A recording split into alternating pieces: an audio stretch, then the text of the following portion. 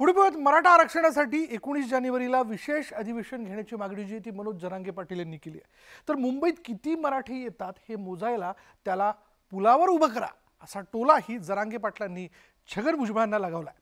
आता 20 जानेवारीपासून सुरू होणाऱ्या आंदोलनाचा मार्गही जाहीर करण्यात आलाय। तर नोंदी सापडलेल्यांना प्रमाणपत्र देण्याची मागणी आमदार बच्चू कडूंनी केली आहे। त्यावर सरकारनं काय भूमिका घेतली पाहूयात।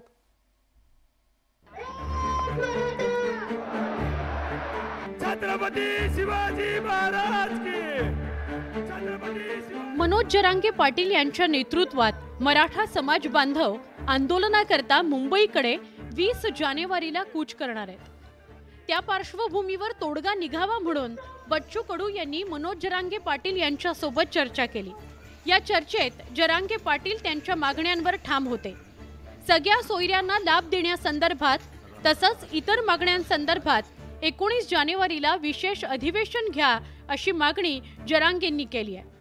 तसंच 20 तारखेच्या आत नोंदी सापडलेल्यांना कुणबी प्रमाणपत्र द्या अशी मागणीही जरांगेंनी सरकारकडे केली आहे। ज्या नोंदी सापडल्यात ह्या प्रत्येक ग्रामपंचायतला त्याची यादी लावणे म्हणजे लोकांच्या लक्षात येईल नोंद किंवा कोणाची मिळाली।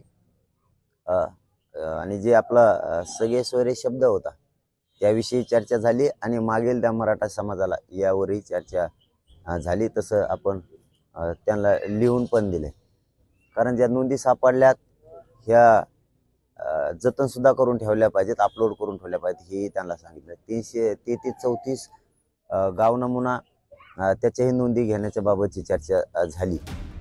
मोर्चातील गर्दीवरून मनोज जरांगे पाटील यांनी छगन भुजबळांचा नामोल्लेख केला नाही, पण टोला लगावण्याची संधीही सोडली नाही। 26 जानेवारीला मुंबईत मराठे किती आहेत फक्त मोजा, आणि मोजायला त्याला पोलावर उभा करा, लाकडेला याला त्याला आरटीओ करा एक दिवसासाठी, त्याच्या हातात ते मशीन द्या, ते असं वाजत होती मग त्याला कळलं कशी नोंदणी असते। मनोज जरांगे पाटील यांनी केलेल्या मागण्यांसंदर्भात आमदार बच्चू कडू सरकारशी चर्चा करणार आहेत। प्रशासन हे मोठं अडचण आहे, तर त्याला कुठेतरी वटणीवर आणलं पाहिजे, व्यवस्थित त्याच्याकडून काम करून घेणं गरजेचं आहे। आणि आत्ता जे अधिसूचना निघते आहे 18-19ला, त्यामध्ये आपण त्र्यंबकेश्वर असेल, राक्षस भवन असेल किंवा लसीकरणाच्या नोंदी असेल, या सगळ्या त्या अधिसूचनेमध्ये आल्या तर ते अधिक सोपं होईल। असे मुद्दे घेऊन आता आम्ही सीएम साहेबांशी भेटतो। छत्रपती शिवाजी महाराज की मनोज जरांगे पाटलांचा मुंबईच्या दिशेने होणारा प्रवास कसा असेल ते पाहूयात। 20 जानेवारीला सकाळी 9 वाजता मुंबईकडे कूच करणार। पहिला मुक्काम मातोरी तालुका शिरूर इथं असेल। 21 जानेवारीचा दुसरा मुक्काम करंजी घाट बाराबाबळीत होईल। 22 जानेवारीला करंजी घाटातून सकाळी 8 वाजता रॅली सुरू होईल। रांजणगाव गणपतीमध्ये तिसरा मुक्काम होणार आहे।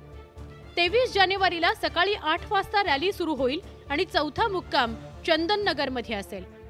24 जानेवारीला सकाळी 8 वाजता रॅली मार्गक्रमण करेल आणि लोणावळ्यात 5वा मुक्काम होईल।